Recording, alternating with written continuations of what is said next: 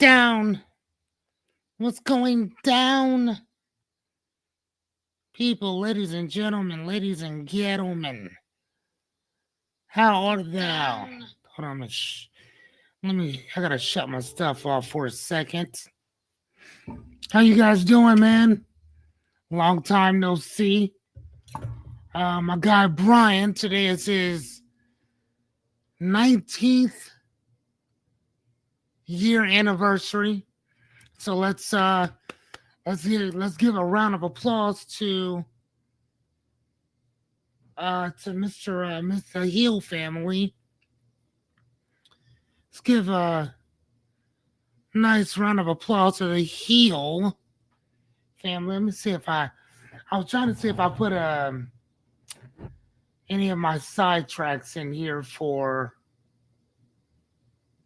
clapping and stuff. Apparently I didn't. Hold on, let me see if I have any more. I thought that I had some. Hold on. Oh, gunshots. Damn. Okay, no, apparently I don't. Yeah. Oh, hold on. There we go. Let's see. Hold on.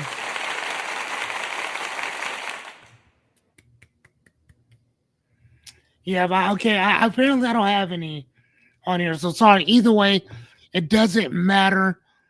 Happy anniversary to Bryan and his wife.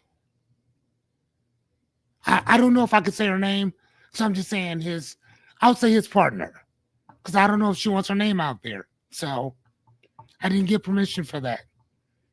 So if she doesn't give me permission, I'm not going to say her name. Done. But either way, happy 19-year anniversary. It's kind of deep, y'all. When you think about that, man, that's extremely deep. 19 years. Hey, you in the bathroom? 19 years. I've seen worse. Either way, man, welcome to the Trial and Error Show. Today, as you can see, I'm riding solo bolo. I don't have my guy Matt here. Matt, what's up, my guy? I still gotta talk to you anyway, my guy. Bryan. Man, I gotta call Matt. Matt, I don't know if you're seeing this, man, but we need to connect, kind sir. I'm calling you out. What's up, Christopher? My guy, Christopher. Today, man, today we're gonna talk about some pretty cool stuff. I think we're gonna discuss books. We're gonna talk about breaks, and we're gonna talk about those boring joys. What do I mean by that? What do I mean by a boring joy? A joy is something that you love to do, right? You don't care if other people are into it. But here's the thing. There's going to be some people where you like doing certain stuff that they're not into. And that, ladies and gentlemen, is going to be your boring joy, right? I think that in life we get these things. Hey, what's up, Jerry? I think in life we get these things in life, right? We get certain places that we love. We are blessed with certain people that are going to love us. Certain foods that keep us fueled, right? And I think that within those things, you find your passions and you find your purpose, right? Now, as a life coach, one of the things that I don't like, I love, is as you can see behind me, see that bookshelf to my right? I guess it'll probably be to your left, I'm thinking, right? Books. That is my thing, ladies and gentlemen. Books. I love perspective, right? Whether it's from anthropology through zoology, I try to read as much as I possibly can, and I like perspective. Who doesn't like perspective? I'm just saying, throwing it out there, right? But I've been on this kick for reading since I was in my early 20s, right? I remember standing outside, smoking a cigarette when I smoked, and asking God to help me because I was 21 years old. I had, can you guys hear me just fine? I was 21 years old. I was working at this place, and I was working overnight. Went outside for a break. I remember asking God, I said, man, is this all there is to life? Right? A car, house, food, and that's it, right? And I remember, and again, I don't believe I for those of you who know me, you know that I am sorry, shut that up. For those of you who know me, you know I am not a religious person by any means. But that night, I didn't pray to God. I had a conversation. And I'm like, bro, this is whack. You got to help me. Right? A little bit after that, picked up a book, couldn't put them down. Right? So, I don't know. Right? Now, here's the crazy thing. In my quest of reading, because it's a quest, I love philosophy and theology. Right? Philosophy is what you think about, how you think about certain things, and theology is the study of God. And I remember asking myself, if you couldn't do anything else, and you can just do, let's say you can only do a couple things in life, that's it. What would you consistently keep going back to? And the two things that I consistently keep surrounding myself with is coaching, helping people get from point A to point B, right? And reading. That's it. And if I could say three things, it'd be to chill, man. Chill. So if I could give that to another person, how would I give that to you?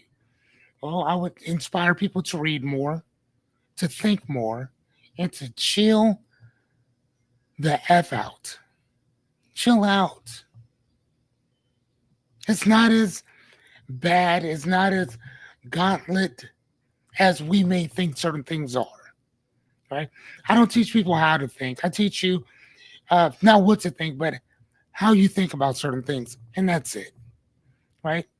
But a lot of it comes with expanding your thinking, expanding your awareness. And with that, I wanted to show you guys some of the books that I've actually been reading, and in hopes that you'd want to pick up a book and pick up on some of my recommendations too. How do you guys feel about that? Is that kind of cool? Is that all right? Is that all right? Well, I'm looking for my hold on, I'm gonna do my little clap thing. It only does it once, so that's all you get. One more time. So today on the Trial and Error Show, we're going to discuss books. One of my favorite topics, right? So, without further ado, when did I read this one? Don't know. I'll tell you in a second. So, every book that I read, not 8 out of 10 books that I read, I usually do a little bit of this. I'll usually put a start date, end date, and then I'll put how many pages it was, and what I rate the book. So this book I read in one day. It's me, right? And this book is basically a masterpiece of Japanese literature, drawing upon the ancient wisdom of Zen Buddhist thought. It was pretty good. I gave it a 4. I gave it a 4.0 out of 5. It was more of a long poem. which a lot of like Zen type, Buddhist type stuff are usually. They're kind of set up as a poem type situation, but it was good. This is called Ojoki. Ojoki. That's I mean, if there's anybody from Japan watching this, if I am butchering the pronunciation and enunciation of this, I'm sorry. With my wicked Western tongue, so that's the best I got for you. All right, what's the next one? A Small Place by Jamaica Kincaid. I read this one in one day. This one, don't listen to me.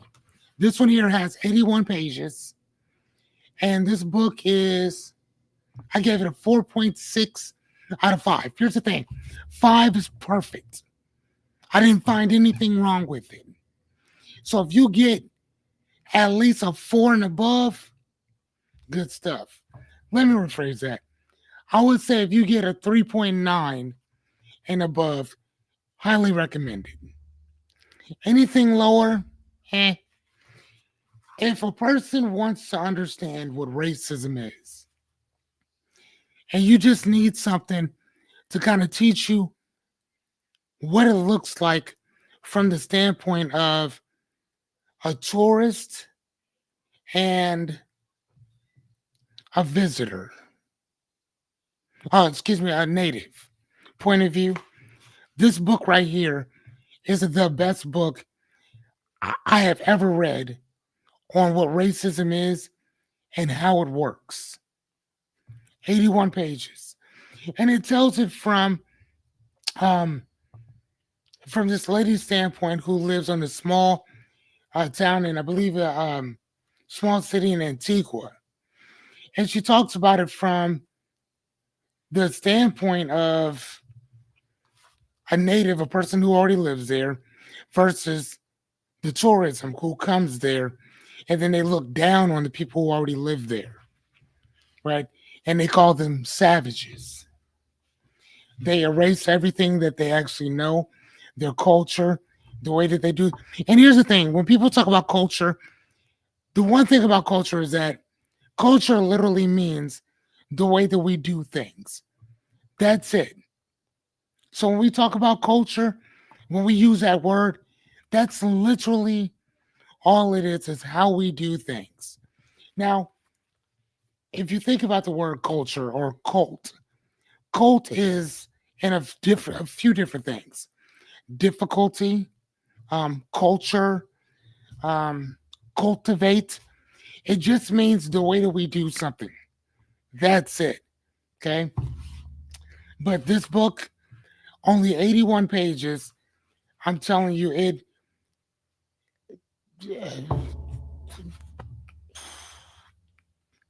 this book right here, A Small Place by Jamaica Kincaid, one of the best books that I've read this year by far. 81 pages. And here's the cool thing about 81 pages. It's only 81 pages. So even if you don't like to read, which, cool, whatever, like, why would you not want to read? Look at me. Why would you not want to read? Just saying. Sorry. I get ahead of myself sometimes when I talk about books. I get very angry. Anyway, get the book. It's really good. I would love to talk to you guys about it. I promise I won't go off if you don't like it, but I will let you know what you liked about it, what you don't like about it. Kind of go from there. All right, here's the other one. A Prayer for the Crown Shy. This is actually part 2 of another book that I have that I read too. Give me a second, people. Play your what is that music? It's all good. It'll come to me in a little bit. I don't know. Anyway, this is basically about um a monk and a robot traveling together. And some of the things that the robot talks about and how a robot sees humanity different than we see humanity. It was I gave it I read it in one day, small little book though. Read it in a day. I gave it 4.2 out of 5. Um, it was okay. I guess whatever. All right, so that's 3. Um, this one right here is called the Leonardo Gulag, which basically I gave this one a 3.6 out of 5. Now remember, I told you 3.9 and above, go get it. 3.8 and below, you're reading it at your own risk. It was okay though. Um,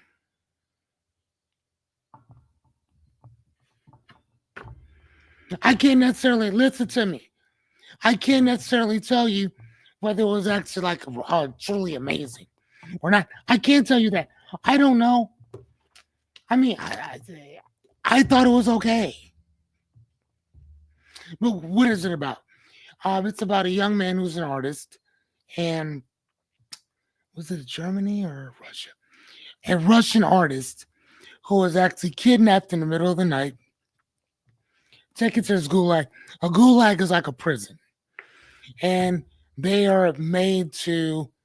They're sent there to recreate all these different drawings. So they would have to, and a lot of it was like Leonardo da Vinci's um, paintings and this and the other. And they rounded up all of these different artists or whatever, and they had them recreated so then they could sell them as forgeries. So the premise of it was actually a really good premise. The rest of it, man, I don't know, it was all right. You know, I mean, if you like boring ass books like that, I mean, so whatever. All right, this one right here, A Simpler Life. This is from the School of Life, and one of the things at the School of Life, if you look on YouTube and look up the School of Life, they have um probably thousands of videos, like short videos, on teaching you how to live a little bit better. That's it. I mean, as a philosopher myself, I found it very simple. I mean, again, it's one of the things that one of my pillars that I stand on. Remember, reading, thinking, and chilling out a little bit. So this book actually really goes into that. It's really short in nature. It's 205 pages, short, tiny little book. Read it in a day. Yeah. All right, here's another one. The Broken Country. This is a little bit. This is a fictional book, which again I told you I read everything from anthropology to zoology. This one is um, fiction. I read this one. Oh shit! I read this one in a day. I gave this one a 4.7 out of 5, and it's 307 pages. It was absolutely amazing. I love this book. Could not recommend it enough. It was basically about a young love that they were on this kind of like this farm slash uh, estate. You know, yeah, it revolves around death, um, lost loves, um, people thinking that something's one way and then finding out it's something different or whatever. Hey, it was actually a really good book though, like great book. Here's the thing: if I could not remember that I read it, and something would say, "Hey, read that again," I would read it again. That's how good it was. So there's another one. Um, this one here, Veronica Roth, Arc Conspirator. I know I gave this one a really low. I gave this one a 3.5 out of 5. It was boring as fuck. Not gonna lie to you. It was alright though, but it was boring. A short stay in hell. Uh, I gave this one a 4.5. Read this one in a day. It's only 104 pages.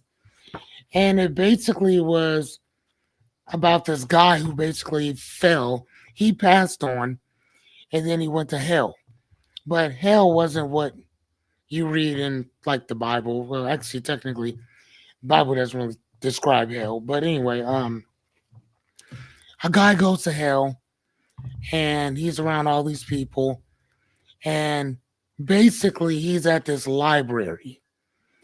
And if you can find the book of your life, you can get out. But here's the thing, the books are like almost endless. There's like billions upon billions. Actually, I think it's like trillions upon trillions of books. And actually, I think that the number that they came up with was it had to have been over a Google. And remember, a Google is a one with like 26 zeros after. Like that's how many books are in hell or whatever. And each one don't make any more sense than the rest, whatever. But it's a great book, very good book. And the thing that I liked about this book is that it made me think. It made me think, and which is again one of those pillars that I absolutely love myself, or whatever. So, and that's just a few. I read 30 books within within I think like 55 days. I read like 30 over 30 books over. And here's the thing. When I was growing up, books weren't like I used to get in trouble a lot, and I would have to go to my room to go read or whatever. And then eventually I just kind of would get in trouble on purpose just to go read and stuff. And then as I got older, I thought that, reading was stupid. You look dumb doing it, whatever. But it was always kind of something that, kind of it's always in the back of my mind. So I think that then I being outside praying and all that mess, I think it just kind of clarified what worked for me and what didn't. Right. And I think that when you have your guards up for a long period of time, and if you think about if you keep your guards up like this, right, you can't see anything down here because your guards are up, right? But once you put your hands down, you see everything just clear as day. So I think by putting my guards down, I could see the field in front of me. I could see what was most important to me. I could see what wasn't really all that important. I could see where we make a lot of problems for ourselves when we don't need to, which is, ironically enough, the next book that I'm going to be reading, Homo Idiotis. And on the back of it says, oops, sorry, I don't mean put my camera back. Sorry, hold on. Okay, on the back of it says, "Are we idiots?" Sorry about that, man. You see all that in the camera and stuff. Hey, listen, that's the cost of going live. Y'all should know me by now. I try to live everything. I do. I don't want to cut this, go back there. Nope. Because here's the thing. I know me. And if I record it, I'm never going to put it out. Whereas if I just go live from the bungee, we're good. But this right here is a book that I'll probably be reading next. I don't know. I've probably read like 5 other books ahead of this one. But hopefully now that I told you I would read it, I will hopefully now. I just read a book last night. And again, that's also another thing too that I'm known for. Oh my gosh.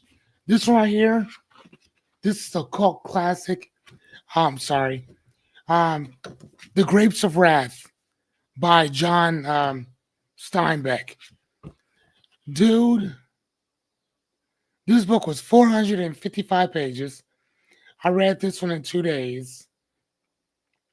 I gave this one a 4.7 out of 5. 4.7 out of 5. This book was so good. Oh my God. Which, I mean, I get because of Mice and Men. I think he wrote that too. The guy's writing is just amazing.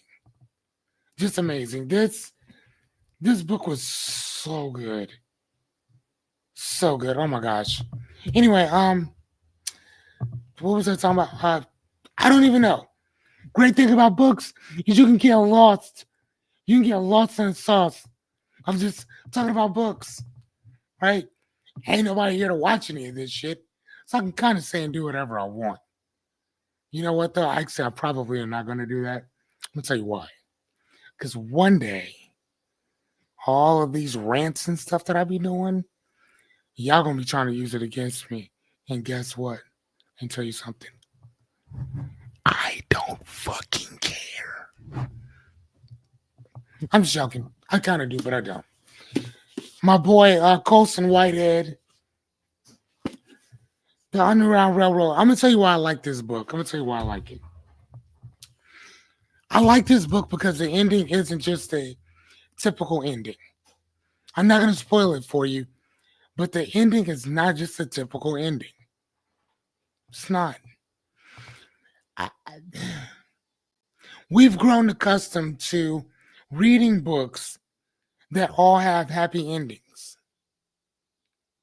right? We've grown accustomed to that, right? Matter of fact, even this book here that I just told you about, A Short Stay in Hell by Stephen L. Peck. It's only 104 pages. Great book. It doesn't have a happy ending. It has a palatable ending, but it does not have a happy one. This one right here, The Underground Railroad by Colson Whitehead, does not have a happy ending at all. Not whatsoever. It leaves you with more questions than it does answers. And I love stuff like that. I do because what is it? It makes you think. Huh. Yeah.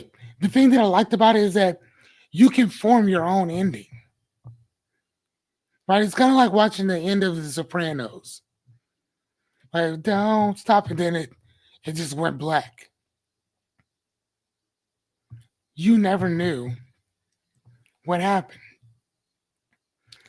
to Anthony Jr., to his wife, Carmela, to his daughter, to the rest of his guys. You literally never knew what happened. And the great thing about it is that you can create it on your own. You get to decide what happened to Tony. Now the director says that Tony saw things from his point of view. That was it. He saw his family walk in. He sat with his back against the wall. He sat with the bathroom over to the side, right? So he sees everything. He also sees the guy who walks in the bathroom, right? He just walks in from off the street, walks in the bathroom, sees his wife, sees his kids, all that. They're laughing, they're smiling. You see the door open, then you don't see nothing else. So you saw it from his standpoint. I love that, especially in my books. Sometimes I don't want the author to tell me that, you know what, this is how it ends. Sometimes I like that you get to pick your own adventure. How's that work for you? Right? Now, again, today's topic is books, breaks, and boring joys. This is, I mean, I love books. And the breaks that I'm talking about are catching a break in what it is that you love to do. finding your purpose, finding that your your passion, right? Finding those things. I mean, I don't know if it works for you. I know it worked for me. And it was beautiful, it was lovely. I have had books that have gotten me in and out of trouble. Books have gotten me in and out of trouble. Like I'm one of those guys that when my son was going to karate, which is I'm not gonna even lie to you, it's a whole entire racket. But I'm one of those guys who actually read the contract, all of it. So when the other parents were asking, how do I get out of this contract? I was like, well, did you read the contract before you signed it? It's probably like 2 or 3 pages. It wasn't that much. They were like, no. So well, it shows you in there how to get out of the contract. They're like, oh my God, really? What do you do? And I told them what you do. And they're like, oh. I said, yeah. So having your kids go to karate is more of an investment on you than your kid. Right? It's an investment that you're making at the place for your kid. Right? And my son, as you can see, all those he got his certification, he eventually earned his black belt. And I would tell my son all the time, son, if you want to quit, you can quit. He says, can I? Say, of course. As soon as you bring me home that black belt, you can quit. I told him that for years. And then one day, guess what? We went. He got his first degree black belt. And I said, son, do you want to go back? He said, no, sir, I don't. I still get to make one more payment to his karate next month, and we are officially done. Officially done. But the objective was to teach my son that even when things get hard, even when you don't want to do something, you got to keep your word. Okay? I mean, life is going to suck. We're going to be around people who are liars, who are hypocrites, who are going to gaslight the shit out of you. But your word has to still be your word. Period. Now, if you can't keep it, say that. Say that. If you say you're going to do something, if it's within your power to do it, do it. But if you cannot do it, then don't. I've never understood how or why people stay loyal to people who won't stay loyal to you. Never got that. I'm going to stay loyal to me, but I'm not going to be unloyal to you, but I'm also not going to stand there and just allow a person to just dog me out and just do that because I've done that before and that shit's not cool at all. It's not fun, right? And again, like I said, today is talking about those things that you love in life. Like, and I did 100 days some time back, every single night for 100 nights. Right? We talked about our dreams, our goals, our aspirations. I as a life coach, I gave I have over 150 hours of stuff on YouTube right now, just every single night in presentation form. You know how difficult it is to get on here every single night and give a different presentation every night? Oh, oh, oh my gosh. It was crazy every single night. You know what I'm saying? But here's the thing, I did it though. I did it. So I could tell you what it means to keep going, to keep showing up no matter what. Man, I wanted to quit on like the 15th day. I'm like, damn, bro, you got 85 more of these to go. So I had to figure it out, and I had to figure it out quick. And again, that's what the whole trial and error podcast with myself and Bryan is all about. Now it's figuring it out, figuring out what works for you and what doesn't. Right? If I love playing video games, I love puzzles, I love fill-ins, I love word searches. The answer's there. Your job is just to find it. Okay? That's your job. Your job is to find the answer. That's it. Okay? What else have I read? The Wim Hof method. I gave this one a 4.4 out of 5. Good book. Teaches you about breathing, which, as you can hear, right? The business trip. Damn, I don't. That's why I don't remember it. I read this one in a day. 3.8 out of 5. 341 pages. I'm not even going to lie to you. I don't even remember what this one was about.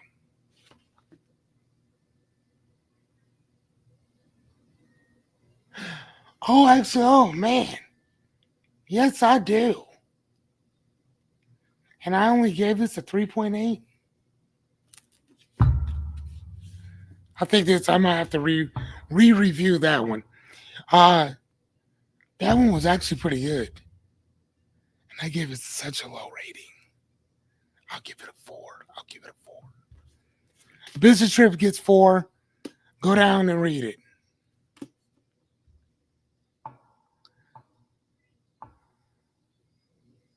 Huh.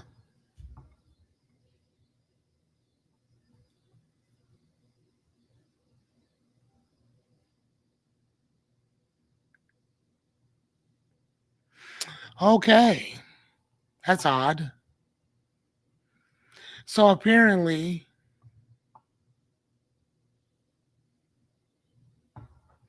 hold on one sec, people.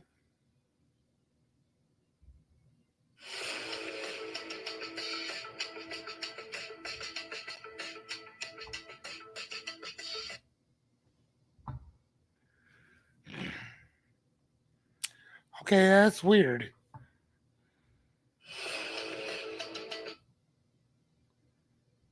I don't know. Anyway,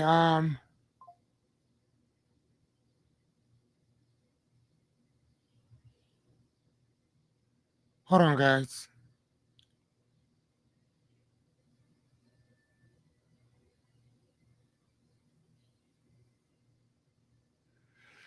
Apparently something happened with my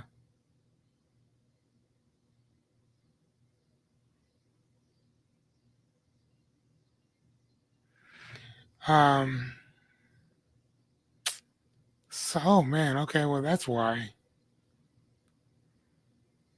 Sorry, ladies and gentlemen. Something happened with my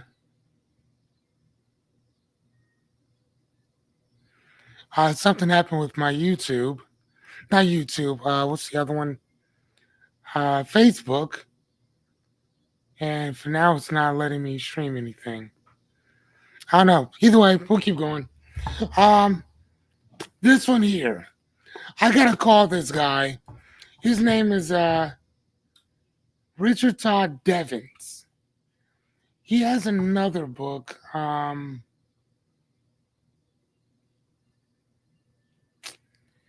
What is the other book that he wrote called? I thought I had it up here somewhere or whatever. It wasn't bad. But I'm going to have to talk to this dude because he had made some comments in this book. So this book right here, it's called Dialogue with with the wise woman, and he was and it kind of bounced around a bit. First off, I read it in a day. I gave it a 4 out of 5. Um, so he had made a comment, and he said something along the lines of, "That was 125." Hold on. He went on the.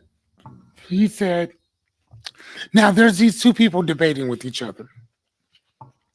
He said, "Now Mildred addresses the audience and says, and let me remind the audience that the professor uh, Markov has advocated that all white people should make reparations to all black people, as well as embrace affirmative action because of the sins of our ancestors. Slavery, professor, was a horrific injustice. The concept of owning another person you regard as inferior to you just because of the color of their skin is abhorrent. But even though slavery is no longer practiced in this country, and even though there are black people who have achieved astounding success, he feels that we still have a debt to pay." Then he goes on to say, and this is crazy as shit to me. In that case, professor, Jews whose ancestors burned in the ovens of Auschwitz slowly because of solely because they were Jewish should be offered similar reparations. What? Hold on. Oh, hold on. What was worse, Professor? Slavery or the Holocaust? Professor Markov gave no reply. He simply glared at Mildred.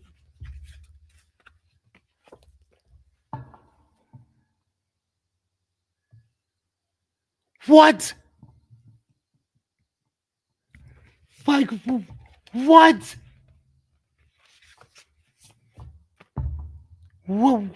Which was worse? Slavery or the Holocaust? And first, oh my gosh. Like, there was so many different things. First and foremost, I can't wait to talk to this guy. So, but here's the thing. Let's put it out there. I have, to my knowledge, from what I've heard, I don't believe that black people have told white people that you owe me, as a populace, reparations. Now, I'm going to say that one more time. To my knowledge, I don't believe, or I do not recall, a black person telling white people that you owe all black people for reparations. Now, what I do hear people saying is telling our government collectively that you owe for reparations. You owe reparations. And that's a fucking fact because they do. And when I talk to this guy, I'm going to ask him one question. Where's our 40 acres and a mule?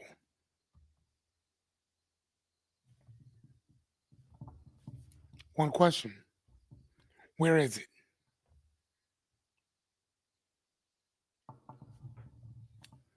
Just saying, where is it? Because we had the homestead that sent a letter off all over telling people to come to America to come get free land. Come here to get free land. And then for those blacks that were actually enslaved, they got the gift. Well, you can purchase some of the land around here. But they were giving it away to criminals coming from Europe and all over, giving it away. So no, sir, we never got that so-called reparations. And if you 40 acres in the mule, Tuskegee test, Homestead Act, World War One, World War Two, uh, mass incarceration, redlining, the neglect of the GI Bill, um, gynecology. Which hold on, which one is this? Flooding a whole entire community with drugs. Intentionally breaking up a whole entire person's culture, race. Remember kicking their fathers out so dads can't have anything to do with the children. After you removed all the jobs and all the help out of the communities, and it was like, well, no fathers could be there either. That what? That was the government who did that. Who just so happened to be what nationality? Just saying. So, and to sit there and say that Jewish communities did not, or that the Jews did not get reparations for that, the fuck they didn't. Though they're still getting it. Still. We're talking about almost 100 years later. Still. What are you talking about? And that's why I encourage people to fucking read, man. Oh my God. Pick up a goddamn book. Read something. Because here's the thing, if he would have read anything, he would have understood that no, they actually have. There's there is no comparison. None to what the Jewish community got versus what the blacks got here in America. There's what? What? But because it was still a pretty good book, I had to give him the full because it was still a good book. Even though his shows all over the place, like what? What? It was still a good book though.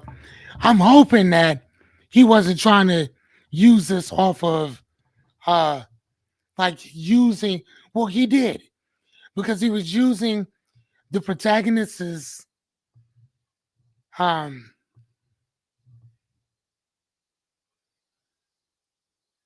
he was using her story as it was real. So he was taking real life situations and creating it into an argument. And then the Pacific Book Review and the Hollywood Book Review shared their review on this, giving it, giving it large praises. Like what? And again, you automatically know who read this shit. Again, like I said, the rest of the book it's still pretty good. Like, don't get me wrong. Um,